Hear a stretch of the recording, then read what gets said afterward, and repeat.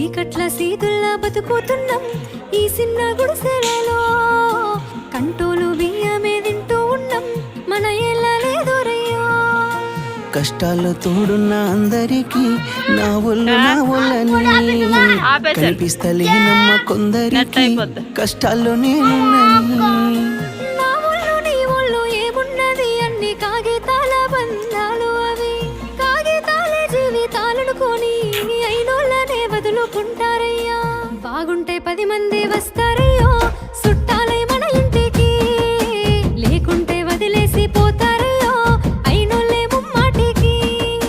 చూస్తున్న చుట్టంత కళ్ళతోని జరిగేది నాటకమే, నా ఒళ్ళు మా ఒళ్ళు అనిపించేది చేత చెల్లేటి కాగితమే.